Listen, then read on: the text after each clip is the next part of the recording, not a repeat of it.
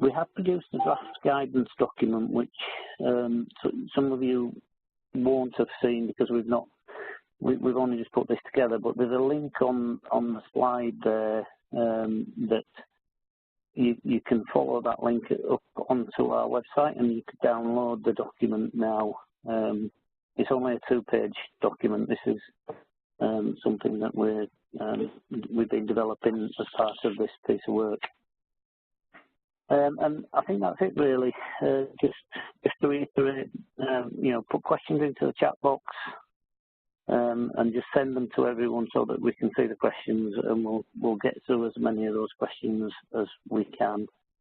And I'll pass over to you now, Sarah, if that's okay.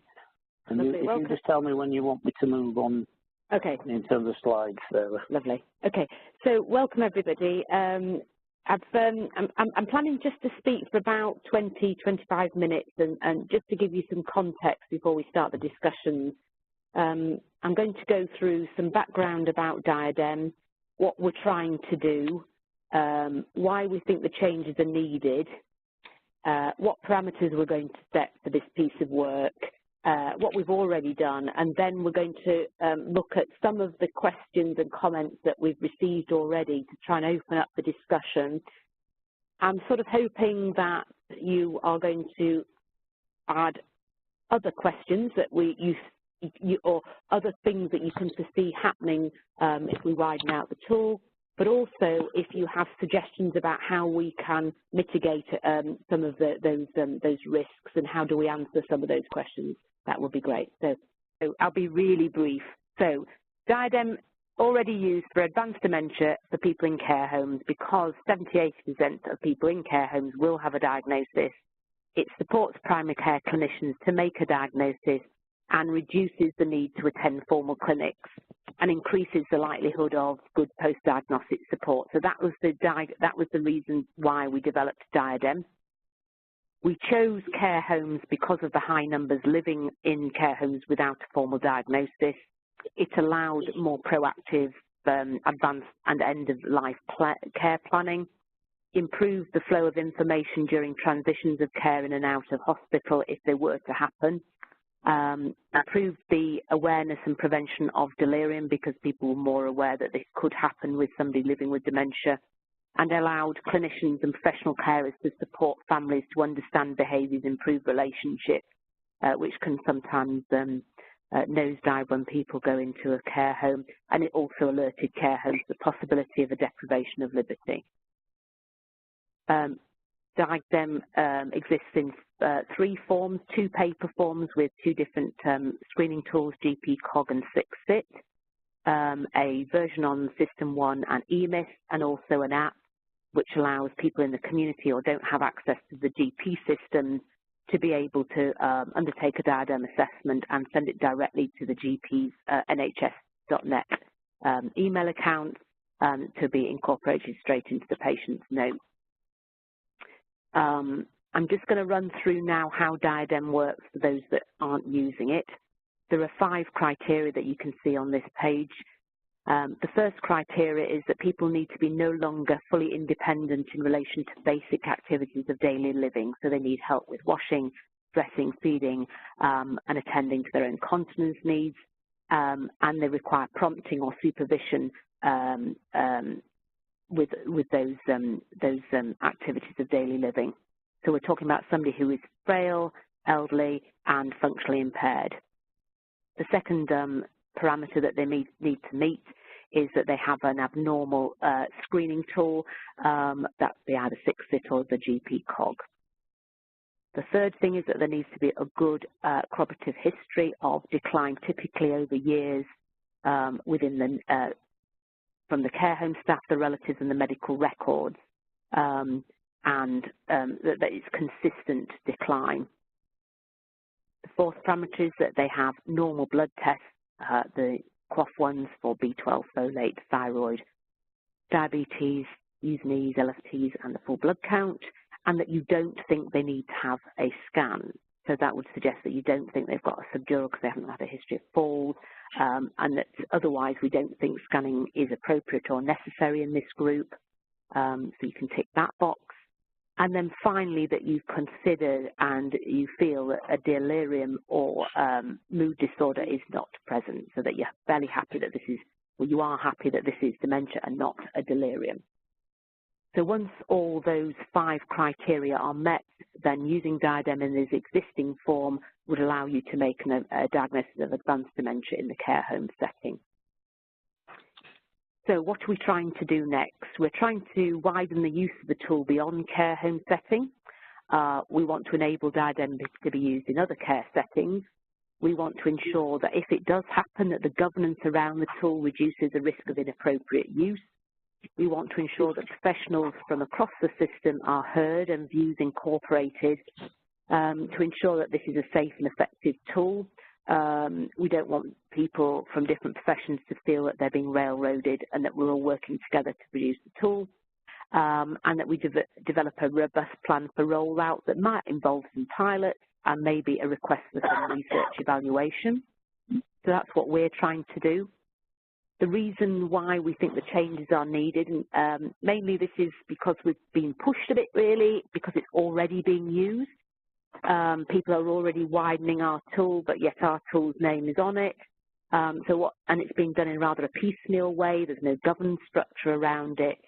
There's already some thought that misdiagnoses have been made where people are diagnosing delirium as dementia.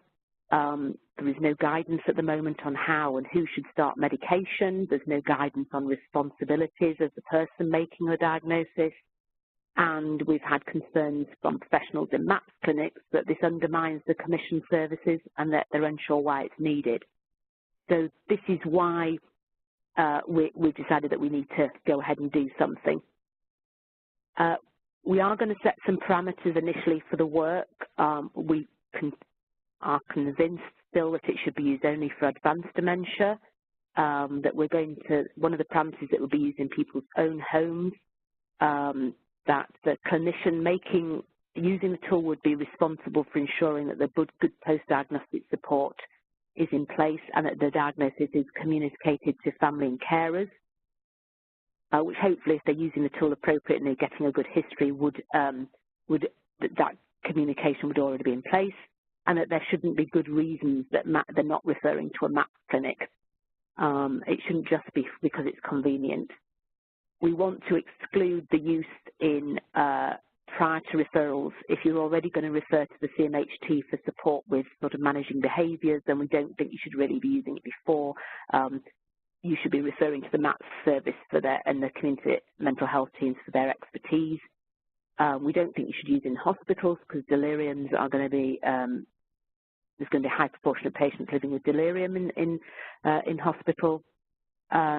We don't think you should use it if you don't have robust evidence that memory problems have been happening over a significant period of time, and we don't think you should use it if delirium is a possibility. So we sort of set those parameters up front. What we've done to date, we have had 2 teleconferences with a very small steering group of the originators of the tool, because really they were the pioneers of developing something that could be used in outside the memory clinic and the CMHTs, and we've been trying to collect the have you thought about and the what ifs and the sort of negatives of rolling it out to see if we can put a structure in place to mitigate those risks. We've also presented to a whole systems event for Yorkshire and Humber Clinical Network, which involves psychiatrists, care of the elderly, GPs and commissioners, to see what their kind of feedback is and what their worries were, so that we can take on board people's worries and actually make a safe tool that we're all happy with. We held tabletop discussions at that event, allowing people to voice some of those concerns. We've produced a draft guidance, which is really at the moment just all our thoughts about the concerns and how do we keep people safe using the tool. It's not in any way finished, but it's just our initial thoughts. And then we've arranged today's webinar. What I've got on the next 2 slides are some of those questions that people have raised. So what I'm sort of hoping is that from today that we're going to get more of those questions. Have you thought about, and how would you deal with? Because the more of those kind of things that we get in place now, the more robust a framework we can put around to mitigate and answer some of those questions. And also, I'm also hoping that people will have some of the answers to some of the questions as well. So I'll just run through what we've got already, and then maybe we can start looking at a few and get some ideas of what people think. So some of the questions, and these came from sort of across the board, so you'll sort of recognise that some come from maybe GPs or memory clinics. So how do we ensure that people have access to good post-diagnostic support and the diagnosis isn't made in isolation and just a tick box to go on the GP record? What are the responsibilities of the person making the diagnosis, and how do we make that clear? What benefits would it bring when we all have services that offer home visits to diagnosed frail elderly people? What happens when the patient doesn't speak English? Would this tool still be the right one to use? And I can expand on that when we get back to that. That came from a lot of my city GPs in Bradford. What happens if there are challenging behaviours or the families want to start medication? What would you do next? Who's responsible for sharing, informing relatives and social care of the diagnosis? How would you ensure that practitioners get a good history and don't misdiagnose delirium, especially if people are living alone? Would they need 2 visits? How would you ensure prolonged delirium is not missed? Who would start medication, anticholinergics in this situation, and is this outside NICE guidance? How do we monitor that it's being used appropriately? How will people know what advanced dementia is and where should they and whether they should use the tool? Is this the tool only for GPs? Can it be used for CPNs and advanced nurse practitioners? How would you roll it out in a CCG, and what memory, and would the memory clinic and CMHT need to agree? Who is, oh, the same one in the middle. How would you consider, have you considered a research evaluation of the tool? And yeah, the other one was similar. So those are some of the questions that have been raised already. So I'm just starting to look now at some of the comments coming through. Is it worth just starting off with, I think that the question that I've had most concerns from, well, let's start with the top right. What benefits would it bring when we all have services that offer home visits to diagnosed frail elderly people? So that came from a CMHT colleague who felt, I think, quite rightly, that this felt quite threatening, saying actually that all they do is almost just run through and make a diagnosis and it doesn't appreciate the other benefits of referring somebody. So I don't know whether anybody's got thoughts on why do we need this when we've got very good CMHTs who could do this job. Any thoughts out there? Hello. Hello. Hello. Hi. What's your name and where do you come from? Yeah, so this is Bikram Chaudhary. I'm a GP and the clinical lead for dementia in coastal West Sussex. Lovely. So my thought on that was waiting times. Okay. CMHT going out is an excellent service when they get the time to go out, and all of them are meant to, but that does add to the pressures of time. The other bit of it, what we've got in our service locally is there's a 40% dropout rate between referral and assessment. So people are being referred, but as soon as they find out that it's for a dementia assessment, people are dropping out. And that cohort is the cohort where I think DiADeM really could make a big difference, because there's no other service. If they refuse, what do you do next? And I would really want DiADeM to be tailored around that if possible. Okay, so I'm going to hold that. Do we have anybody on the line who comes from a memory clinic? Yep, it's Chris now. Oh, hi, Chris. What's your counter argument, or how do you feel about those comments that have just been made? I suppose I'd be concerned about trying to impose a diagnosis on anybody who doesn't want to engage in the process. I know there are issues of capacity, but I'd be concerned. I think, you know, dementia is a syndrome with people at vastly different levels of cognitive impairment. And there are many people with dementia or suspected dementia who do have capacity to decline. Indeed. And I wouldn't want to see DiADeM as a tool that enable people to get around that. You mean the consent side of it? Yes. Yeah. Right. Okay. In terms of engagement, it'd be interesting to try and understand why such a high dropout rate, and what the initial point of contact is from memory service back to patients and family to provide support.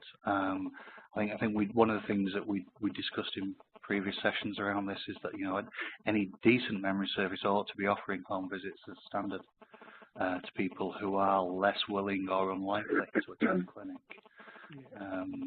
And that you know, within that, I know that we've certainly within Bradford we've had to pay attention to groups who are less likely to take up the offer or to attend and offer something different from a standard clinic appointment for people.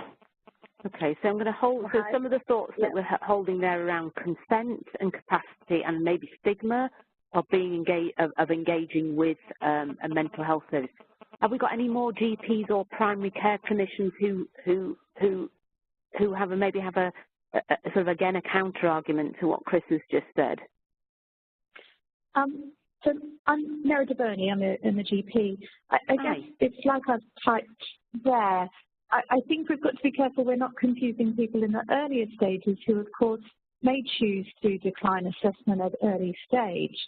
But we're sort of getting away from the point of the tool, aren't we? That actually we're looking at the advanced patients with advanced dementia who will benefit from that diagnosis being made, and they may well have missed the opportunities earlier to have engaged with the CMHT teams, but maybe we're in a different position now.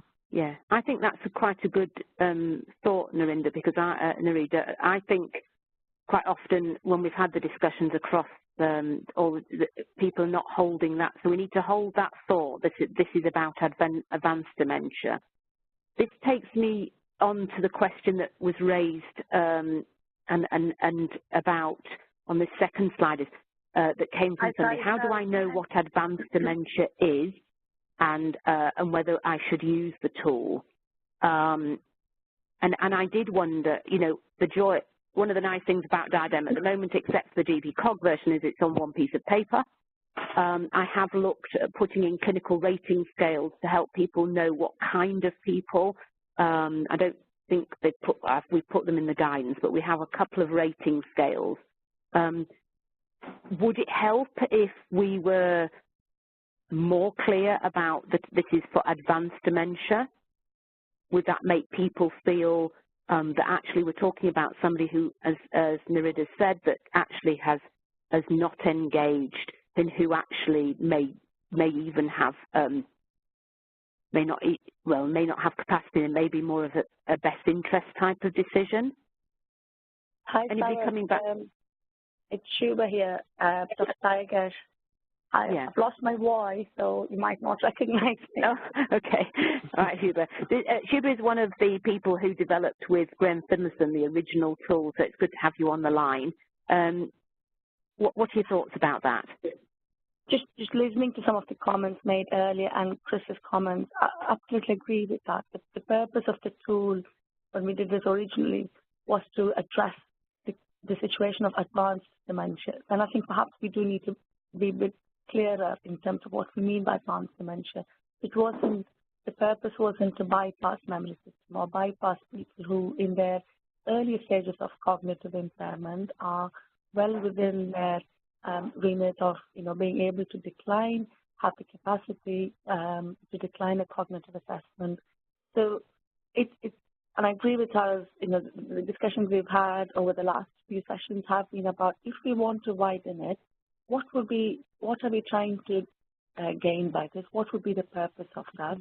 given that the memory services up and down the country have a clear commissioning remit. So I think for me it would be really helpful to understand why would we want to do it in what particular situations, and then perhaps have a caveat so we know that it doesn't get misused.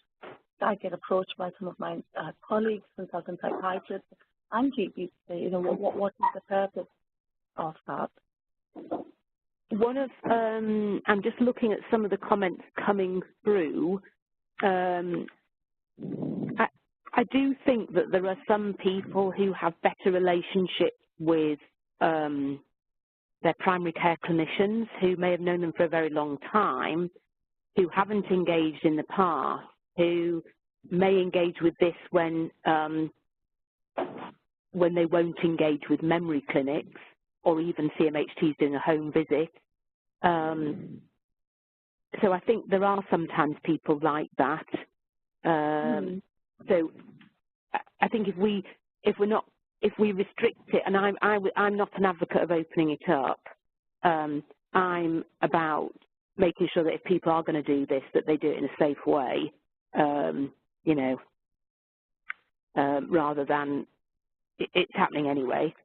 So I think there are people who don't engage or won't engage, and I think there is still stigma in that in some age groups against getting involved with memory services. Sarah, can I just come in again, please? Yes, of course. Sorry, it's Bernie again. I think the reason why I would be interested in looking to expand the use, I don't know what it's like in other parts of the country, but where I am in London, we really do have a large population who are receiving the equivalent of nursing home care at home. There's quite a marked shortage of nursing home beds, and so some of these people are having really intensive care at home. So it's quite hard to see the distinction for that individual between whether they're in a care home or at home. So that's where I started to think it could be interesting to look at exploring, could it be useful. Are those people living by themselves, or are they living in a, so I work in somewhere sort of similar in a city kids. A lot of my patients don't live in nursing homes, they live within a family setting, a South Asian family setting. So when you say you've got a lot of people, are they living by themselves? Because that makes history taking a lot harder, or are they living in sort of more family groups? It could be both. I think there are certainly people living individually at home who have more than 4 times a day care input. I guess the collateral history is slightly easier when they're in primary care and we've known them for a longer period of time. And there may be a relative that lives at a distance and is sort of involved but not in the house. But I do take your point, the collateral history is more difficult, but they've often been within our primary care setting for a number of years. Okay. Can I join in? I got it. Is Bikram, are you on the line? Yes, still here. I'm just looking at the comments. It was actually Esme, sorry. Esme, you came across, mentioned about Rockwood 6+. And, we have had comments from other people around restricting its use to people with severe frailty and things like this. Do you want to expand on your comment a bit? Yeah, I think it ties in a bit with what Nerida was saying, that some people need to go into a care home when they reach a certain level of dependency. Other people stay at home, and the DiADeM ought to be utilised between the two. But I'm a GP in memory assessment, and I think that should be the default position, and there should be good reason not to go. Now, some people, if they are too frail to make it to memory assessment, have the head scan, or it would be cruel to put them through that, or cruel to run off blood tests on your 96-year-old who's sat in her bed happily for 5 years in the care home. I think the DiADeM is a really useful tool, but if someone has capacity and is declining to engage, then I don't think it is ethical to use the DiADeM as someone else said, to impose the diagnosis. So the only thing I would counteract with that is just because you don't want to have dementia doesn't mean you don't have dementia, and it's a bit like cancer. You know, if you have cancer on an X-ray, an X-ray. It doesn't matter whether you want to have it on the X-ray or not. You've got it, and you've got lung cancer. Yeah, I can understand people refusing to go to memory clinics or not wanting to engage, but I think it depends on the question you're asking them to agree to, I suppose. That's right, and that goes back to the whole thing, which is what purpose does this exercise serve? What are we trying to achieve through this? Whose interests are we serving? Is it for the benefit of the patient, or is it for some other reason? And I think that needs to be really crystal clear. Absolutely. Right. I think the purpose of the original DiADeM tool was obviously patient-centered, is because of some patients who were in nursing home or in long-term care, not having received some of the treatments or some of the other opportunities that were available had they been diagnosed with dementia. It needs to be what is the benefit in there. So that situation is what you've talked about, somebody who's in their own home or in care home, and who would actually benefit from having the dementia diagnosis and treatment, and then they need to somehow, the pathway needs to get them back into the mainstream pathway so that they don't lose out, so they don't get forgotten, and it's not just about ticking a box somewhere that somebody's got diagnosis. Yeah. I use the DiADeM, but I use the DiADeM as a GP in my normal day-to-day work. But and there's occasional times in memory assessment where it'd be suitable, but the tool really needs to be understood properly and used in the right context. Do you think? So sorry, was that you, Chris, about to say something? No. No, that was Bikram, but that's fine. Do go ahead. All right, Bikram, did you want to say something? Then I was just going to. No, I'm just. I agree with the caveats that have been mentioned over here that we need to be clear about where we're using it. So absolutely, the advanced dementia. Also, make sure the exclusions are correct, like something like alcohol-related or atypical dementia should not even be considered for this. It is advanced dementia, but also in terms of the care homes versus outside. I think there is a cohort of the unknown unknowns. We don't know the people who are in their own homes, who are coping with or without lots of support. But our latest, I think the latest research is very, very clear. Even late dementia, if you've diagnosed it, you can still treat it. There is a role for medication. And if we eliminate the use of this tool there, I think we are eliminating a significant pathway to help these people. Okay. Thank you. So I think that will bring us on to the question of medication in a moment. I'm just looking through some of the chat. David, are you on the line still? David Llewellyn sent in. David, are you there? I think he might have left. He might have left. He did raise a couple of points about GP cog not optimised to identify advanced dementia. I think the screening tests were about not diagnosing advanced dementia, but basically we wouldn't want people with low scores to be using the tool. So it's more that it's screening people with low scores. He's put mood disorders, necessary exclusion, clearer rationale for delirium is put. I'm not quite sure what that means, because I think my main concern about anybody diagnosing dementia is that I think people are too quick to diagnose when it's a delirium. I suppose I work in a hospital and a primary care setting, and lots of the people I see that have been labelled as dementia by even my care of the elderly colleagues have got delirium. And he's also put, our research says not all functional impairments are relevant, e.g. washing not helpful.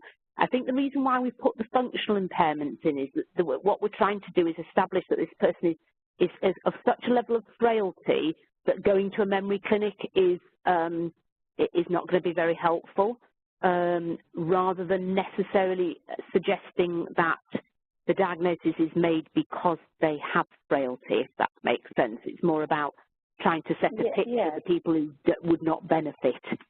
Second point, can I just respond to that, Sarah? Yeah. In terms of the functional impairment, it's one aspect is what you just addressed. It's about not just frailty. Frailty does not mean dementia, that's right. The second point is dementia. One of the aspects of dementia diagnosis is that the memory impairment should impact activities of daily living. Yeah. And that's where we have the continuum of, to what extent has affected them. And that's why we need a collaborative history to know how had this person been. If it had always been somebody with limited physical mobility and was not doing much for themselves, then that's a different question. In terms of responding to David's point there about mood disorders necessarily an exclusion question mark, I wonder whether he means that just because somebody has mood disorder, it does not necessarily exclude dementia, which is true. Yeah, I can see that. He's put, because I think he must still be able to hear, David. I think you can still hear because you're sending in stuff, but maybe not, your lines are not, you can. He's put, not sure combining mood and delirium is useful. Agreed, delirium is important to exclude, less sure about mood. Perhaps there are two different statements, I'm not sure, but mood disorder in itself, obviously we need to treat any, in quotes, treatable condition. So we would treat mood disorders, and if it's not, then the next question is there an underlying dementia that's having an impact on their mood, which then presents as lack of interest, inertia, etc. And I think in terms of rationale for delirium, I agree. Perhaps we need to have that clearer. We need to have a clearer definition of what we mean by advanced dementia, both in terms of cognitive functioning as well as functional impairment.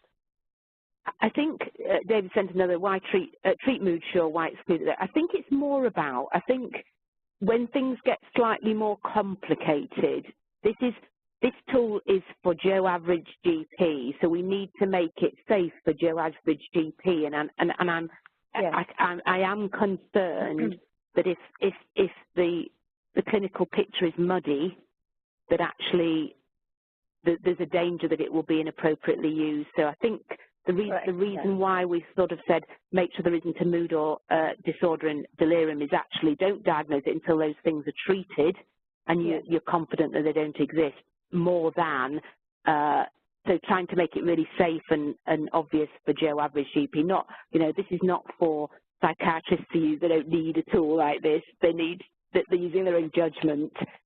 I'm just having a look down at.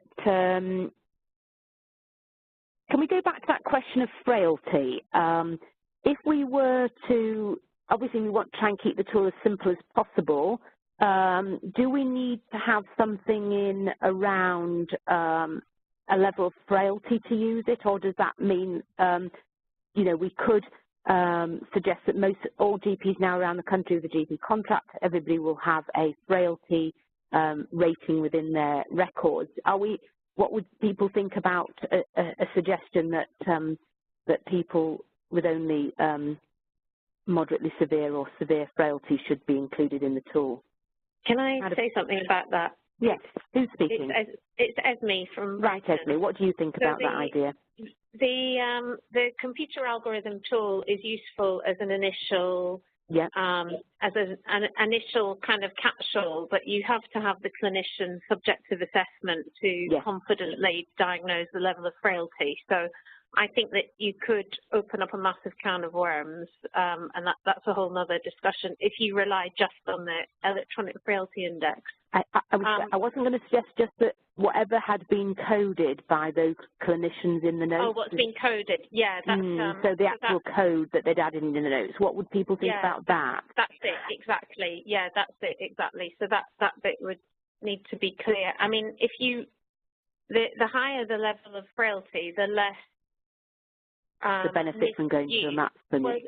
Well, also a bit the less misuse would be. So if you kept to frailty 7, 8, 9, so the right hand side, these are people who usually have QDS care or care home if the family aren't providing everything.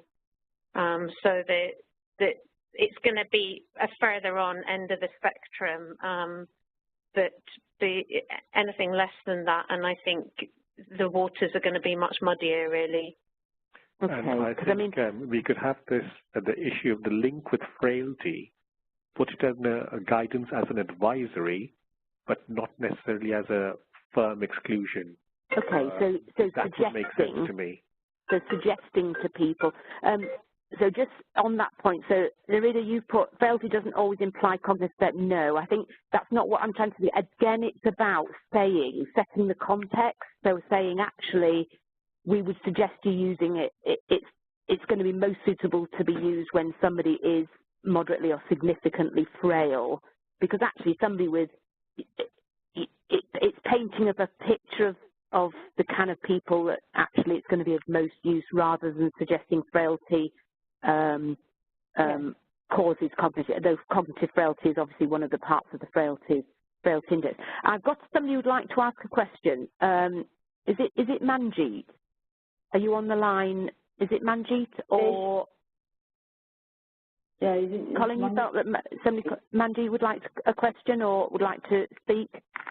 Yeah, well, I was just, sorry, I'm Jayashree, I'm a GP and I'm clinical lead for North Kirkley PCG for mental health for elderly.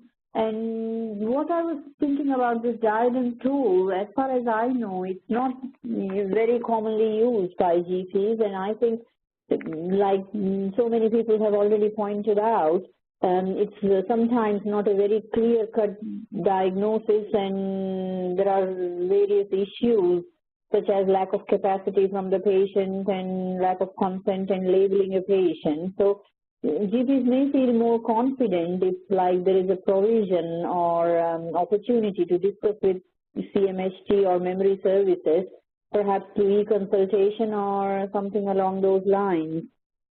Okay, so that's a new line of thought, okay? So at the moment we're talking about a tool and GPs using it by themselves, or we're talking about CMHTs. Have we got anybody, Chris, or anybody else from the CMHT who would like to comment on the thought of it opening up a dialogue and some kind of e-consultation with services? Anybody from memory clinics who would like to comment on that idea? I still work in a memory clinic, Sarah, so okay.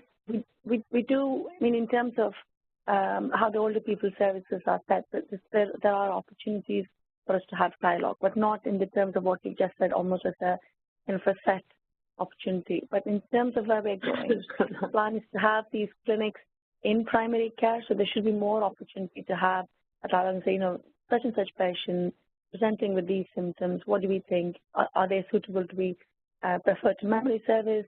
Would we go along those lines? I think that's where the caller is coming from in terms of, yes, use something like this, but have more dialogues, which I would totally support.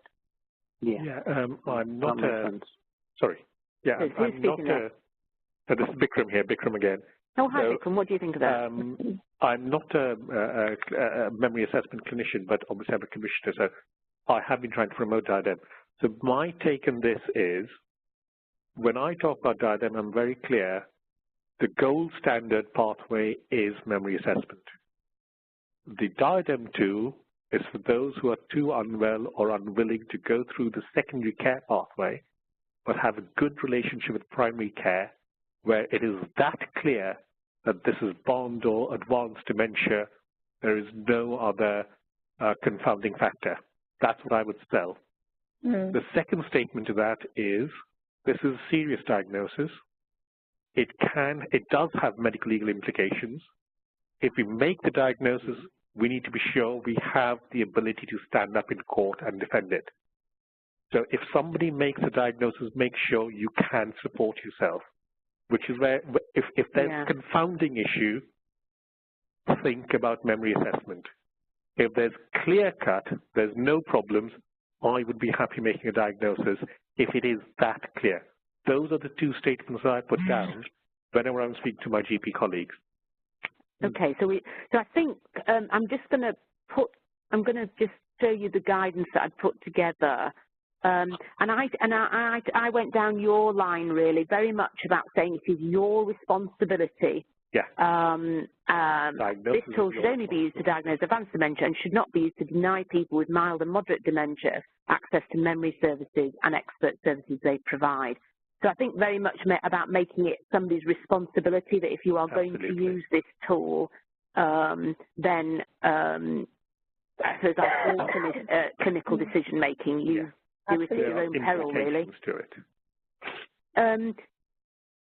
Is there any? I'm just having a look, Jill. I can see your comments. It is, I suppose, this issue around frailty, declining ability to undertake of daily living is an indicator often that people are becoming, their dementia is becoming more severe. So it is an indicator of severity of dementia, but it in itself isn't a diagnosis. And it was about really, it's about the criteria for using it as a criteria for people who would be of benefit for having it in their own home, I think is the way we're trying to use it there. I wanted to make the distinction between function as part of the diagnostic criteria, which it is, and when you're talking about function related to frailty, for criteria for perhaps not being able to go to a mass and therefore using DiADeM. They're two different things. Yes. So this is right, isn't it? Decrease of ADL, activities of daily living, is part of the diagnostic criteria and part of the questions in the DiADeM that we need to answer. It's part of the history for the diagnosis of dementia. Yes. And then you ask, okay, is this person fit enough? Can they function enough, not capacity-wise, physical function enough, to go to the mass, or are we going to diagnose them in another way? So you need to be clear. So we need to be clear about functioning. What is part of the diagnostic criteria, and what is part of your decision about this is the person's functioning is consistent with the use of the DiADeM tool, i.e. they're not going to go to the mass. But that's not part of the diagnosis. You need to be clear what you're assessing. You say, if they're too frail to go to the mass, and therefore I'm going to use the DiADeM tool, that's fine.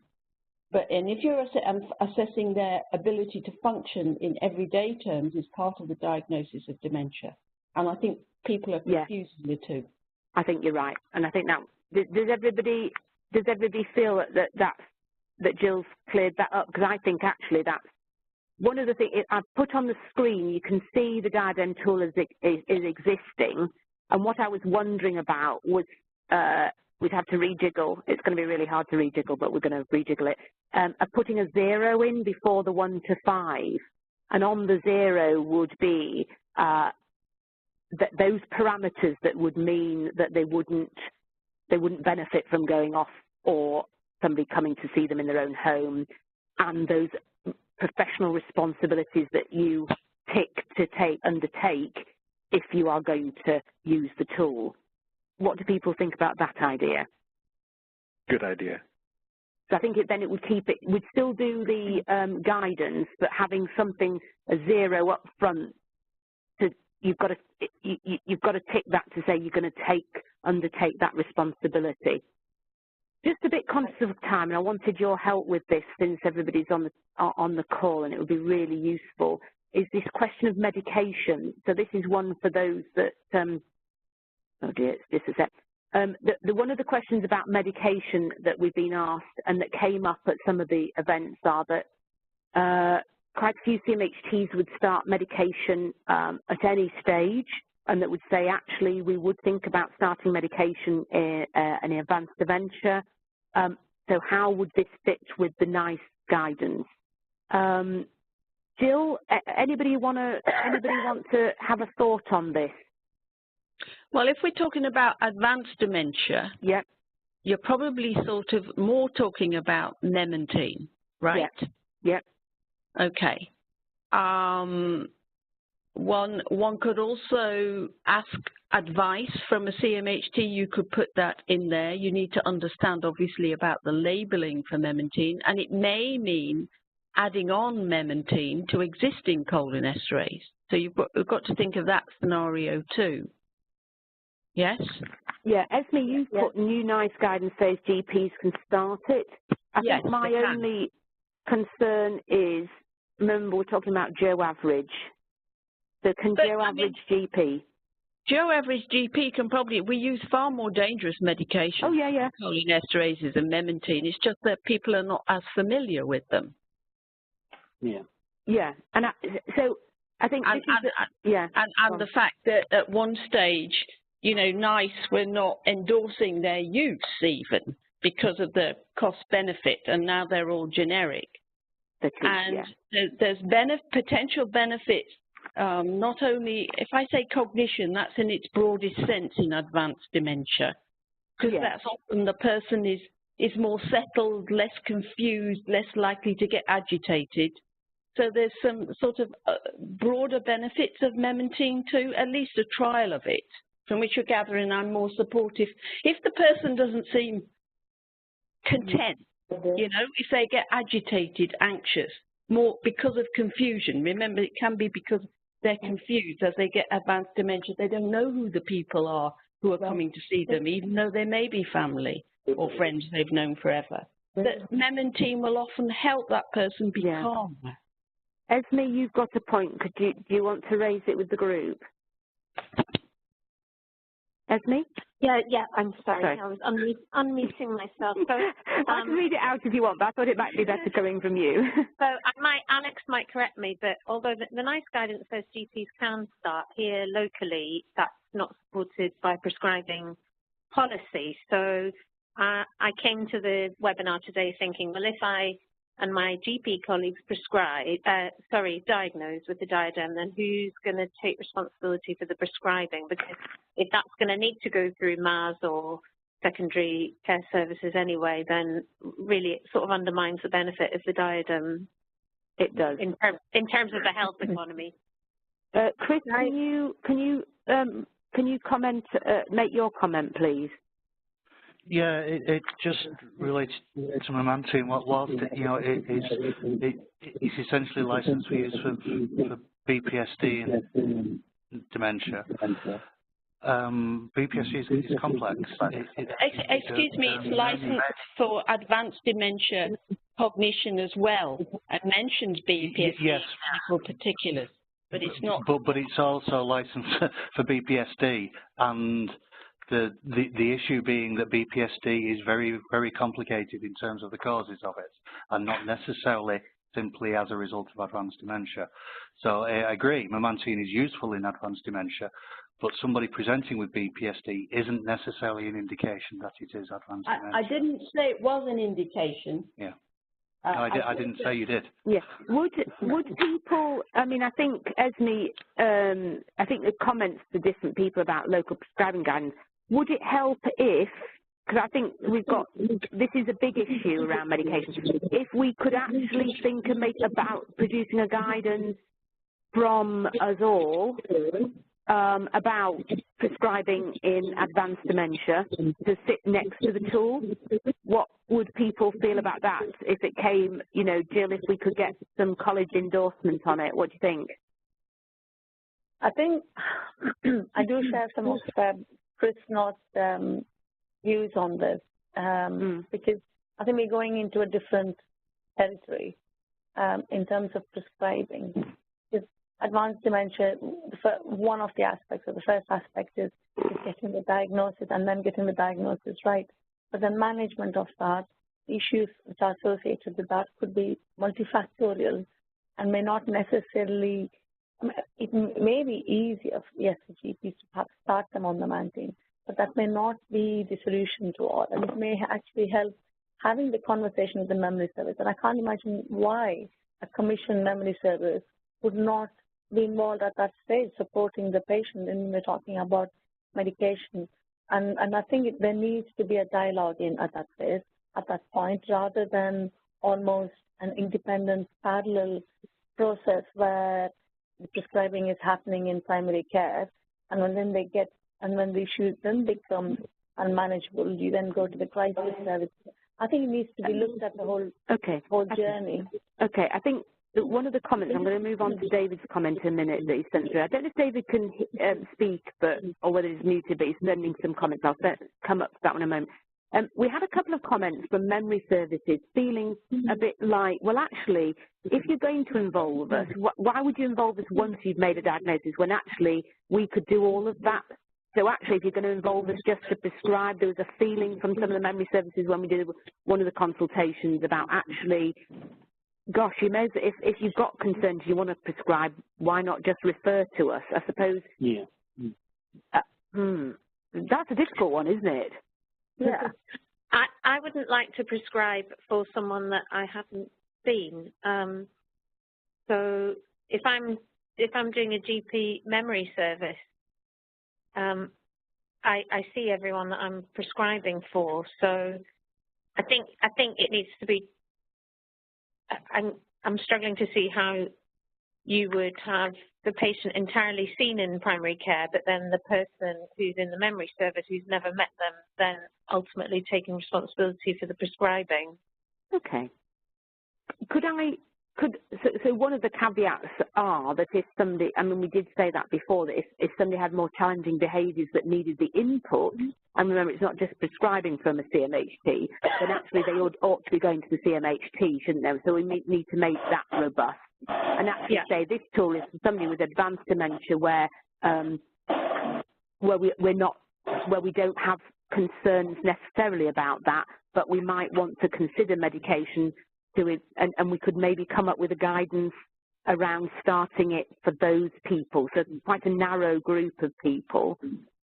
Looking at the comments, it looks like some people are saying already that there may be that they've got some guidance locally. Is that right? Does anybody have any guidance that they've put? Is it the London Dementia Clinical Network around prescribing Narida? Is that right? Hi, Sarah. Yes. So through the network in London, we'd done a WebEx presentation to the other GPs to talk about the impact of primary care on the changes in the NICE guidelines.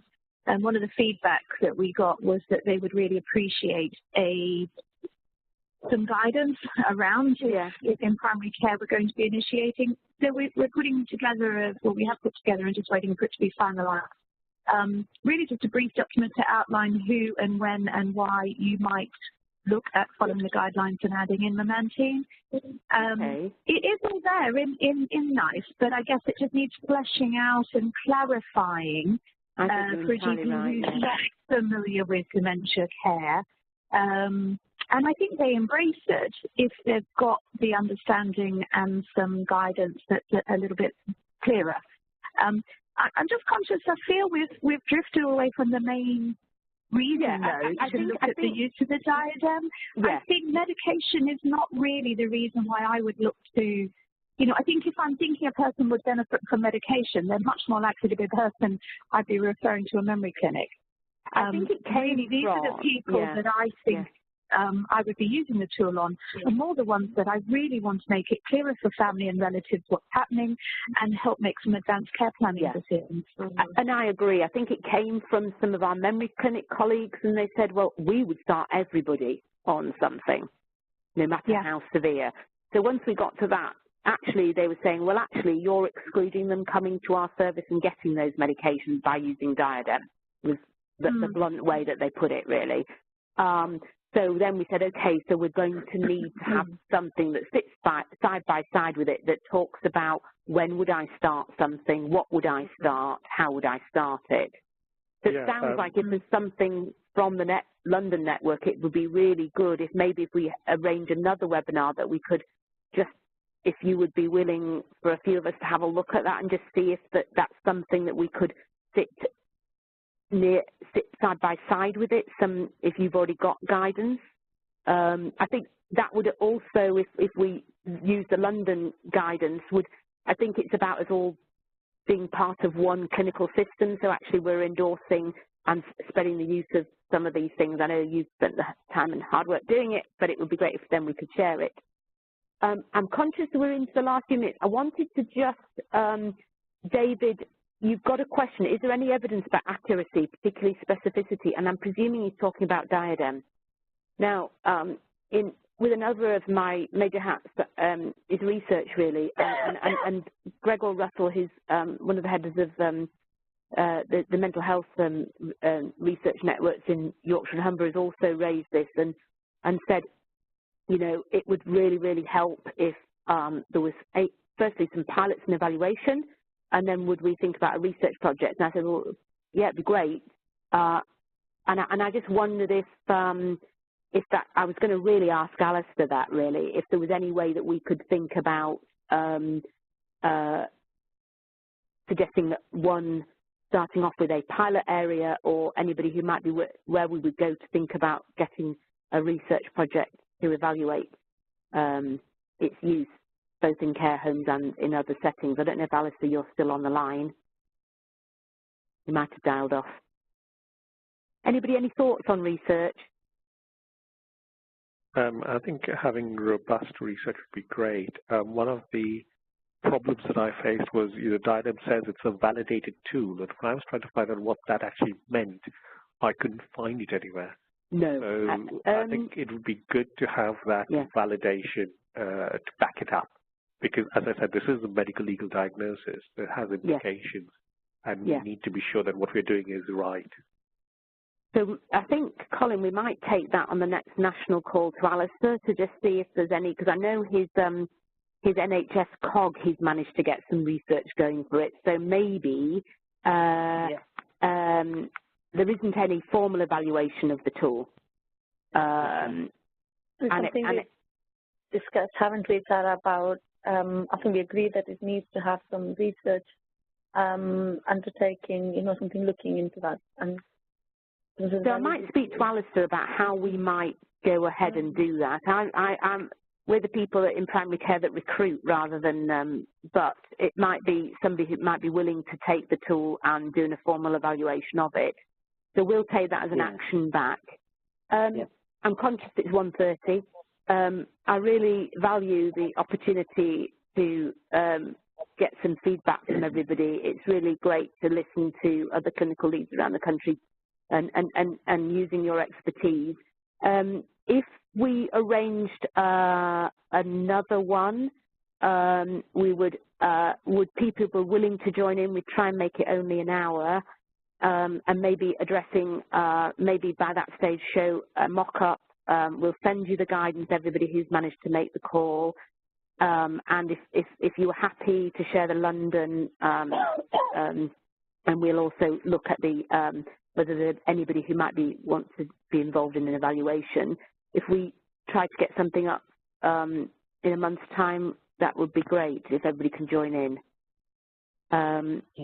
If you have thoughts after it, I think at the very end of my slides, you can see you've got my email address and Colin's. If maybe you could send them all to Colin and me together, that's fine. We'll start to try and put all these things together. If you have anybody out there who you know is going to be great at playing devil's advocate, can you send it to them and get them to tear it to pieces and see if we can then come up with some good counter arguments? And thank you everybody for joining it. It's been really useful. Thank you.